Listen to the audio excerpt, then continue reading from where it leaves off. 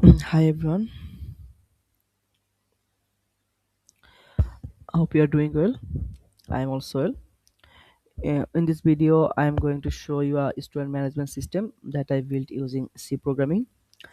This project actually lets us manage student courses and enrollments in a simple and organized way, and all data is saved even after the program close. Let's proceed with the full demonstration in Bangla.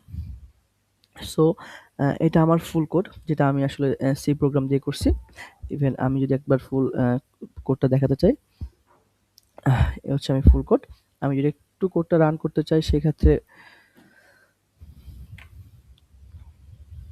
আমি already এটা run করে রেখেছি।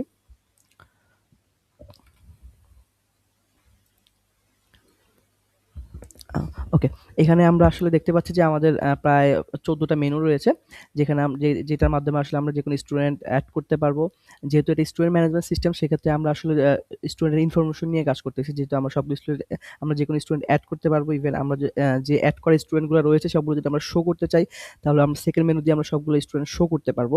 Even third menu দিয়ে আমরা আসলে student যে ID গুলো আছে সেই আইডির মাধ্যমে আমরা স্টুডেন্ট সার্চ করতে পারবো। ইভেন স্টুডেন্টের নেমের মাধ্যমে আমরা স্টুডেন্ট সার্চ করতে পারবো। ইভেন আমরা যদি কোনো স্টুডেন্ট এডিট করতে চাই, কোনো স্টুডেন্টের ইনফরমেশন এডিট করতে চাই, সেক্ষেত্রে আমরা আসলে স্টুডেন্ট এডিট করতে পারবো। এছাড়া আমাদের আসলে আমাদের অনেকগুলো ফিচার রয়েছে, আমরা আসলে স্টেপ বাই স্টেপ একটা একটা করে দেখা ট্রাই করব। ফার্স্ট অফ অল, আমি যদি কোনো একটা স্টুডেন্ট অ্যাড করতে চাই, সেক্ষেত্রে আমরা আসলে ফার্স্ট মেনুর মাধ্যমে অ্যাড করতে পারবো, অ্যাড নিউ স্টুডেন্ট। সেক্ষেত্রে আমরা ওয়ান ইন্টার করলে আমাদের এখানে আসলে ম্যাক্সিমাম 9 ক্যারেক্টারের একটা আইডি দেওয়া, আইডি মাধ্যমে আমরা আসলে এটাকে স্টুডেন্ট ক্রিয়েট করতে পারি। যেহেতু আসলে আইডি আসলে আমরা মন মতো দিতে পারবো না, একটা ম্যাক্সিমাম ক্যারেক্টার থাকে। সো ক্ষেত্রে আমরা যদি একটা আইডি দেই, সাপোজ দিলাম, ইভেন একটা নাম দিলাম, নাম দিলাম হচ্ছে রাফায়েত। দেন পরবর্তী আমরা মেল দিলাম rafaet@gmail, সরি, gmail.com। দেন হচ্ছে আমরা যদি তাদের একটা ফোন নাম্বার দিতে চাই, যে কোনো আমরা একটা ফোন নাম্বার দিলাম। আমরা যদি এখানে নাম্বার অফ কোর্স, মানে আমরা কতগুলো কোর্স আসলে এনরোলমেন্ট করতে চাচ্ছি। এখন আমরা আসলে চাইলে এখানে যে কোনো কোর্স আসলে এনরোলমেন্ট করতে পারবো না। ইউনিভার্সিটি থেকে বা আমাদের ইনস্টিটিউট থেকে যে কয়টা কোর্স আমাদেরকে অফার করা হবে তার মধ্যেই আমরা কিছু কোর্স এনরোল করতে পারবো। যেমন এখানে আমরা 1 থেকে 4 এর মধ্যে কয়টা কোর্স আসলে আমরা নিতে পারবো। আমি যদি 2টা কোর্স নিতে চাই, সেক্ষেত্রে আমি 2 এর মাধ্যমে দিয়ে দেবো। ইভেন আমার যতগুলো এভেইলেবল কোর্স আছে সেই কোর্সের মাধ্যমে আমরা আসলে কোর্সগুলো নিতে পারবো। সাপোজ আমি যদি ওওপি নিতে চাই, সেক্ষেত্রে আমি 5 এর মাধ্যমে ওওপি কোর্সটা এনরোল করতে পারবো। ইভেন আমি যদি পরবর্তীতে নেটওয়ার্কস নিতে চাই, সিএসসি 106 যেটা, সেটা 6 এর মাধ্যমে আমি আসলে এন্টার করতে পারবো। ইভেন আমরা এখানে দেখতে পাচ্ছি যে আমাদের স্টুডেন্টটা সাকসেসফুলি এড হয়ে গেছে।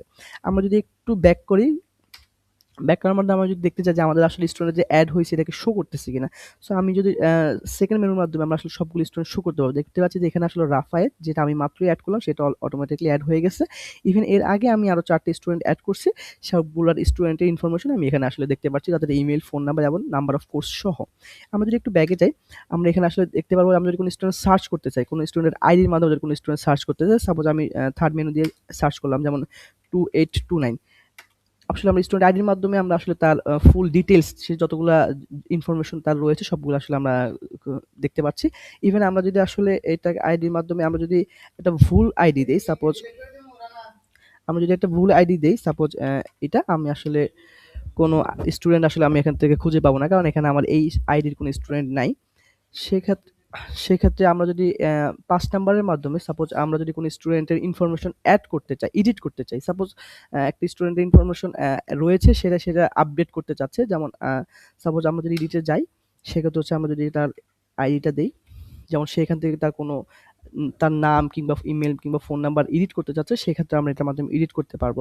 লাইক আমি যদি আসলে নামটি এডিট করতে না চাই, সেক্ষেত্রে জিরোর মাধ্যমে স্কিপ করতে পারবো।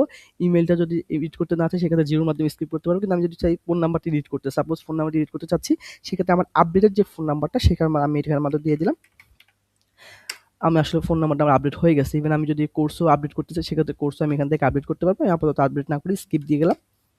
আমার আসলে এই আপডেটটা সাকসেসফুলি হয়ে গেছে। আমি একটু ব্যাকে যাই। ব্যাকে যাওয়ার পরে আমি এখন যে স্টুডেন্টটা আপডেট করলাম, আমার শো অল স্টুডেন্টের মাধ্যমে তার ওই ইনফরমেশনগুলোই আসলে তার আপডেট হয়ে যাবে, যেটা আমরা আসলে একটু পরেই দেখতেছি। ইভেন 6 নাম্বার মেনুর মাধ্যমে আমরা আসলে যদি কোনো স্টুডেন্ট ডিলিট করতে চাই, যে সাপোজ কোনো একটা স্টুডেন্ট আমি যদি ডিলিট করতে চাই, সেক্ষেত্রে আমরা 6 নাম্বার মেনু দিয়ে ডিলিট করতে পারবো। স্টুডেন্ট আইডির মাধ্যমে আমরা স্টুডেন্ট আসলে ডিলিট করতে পারবো। সাপোজ আমি যদি একটা আইডি দেই 2829 আমি যেটা দিলাম, সেটা যদি ডিলিট করতে চাই, আমার আসলে are you sure yes or না, আমি আপাতত ইয়েস যদি দেই তাহলে হচ্ছে আমি ডিলিট করতে পারবো। আমি যদি আসলে নো দিই তাহলে আমি আসলে আপাতত ডিলিট হবে না। আমি আসলে নো দিলাম, দ্যাটস ওয়াই আমার আসলে ডিলিটটা হয়নি, ক্যান্সেল হয়ে গেছে। অ্যান্ড ফাইনালি পরবর্তীতে আমরা আসলে দেখতে পারবো, আমরা যদি সেভেনের মাধ্যমে ডিলিট অল স্টুডেন্ট দিয়ে আমরা আসলে সবগুলো স্টুডেন্ট ডিলিট করতে পারবো। Even sort students by ID এবং নামের মাধ্যমে স্টুডেন্ট আমরা শর্ট করতে পারবো। ইভেন ফিল্টার স্টুডেন্ট বাই কোর্সের মাধ্যমে আমরা স্টুডেন্ট ফিল্টার করতে পারবো। সাপোজ আমি যদি দেখতে চাই যে আমার আসলে এখানে যে 6টা অ্যাভেলেবল কোর্স আছে, কোন কোর্সে আসলে কয়েকজন স্টুডেন্ট এনরোল করা আছে।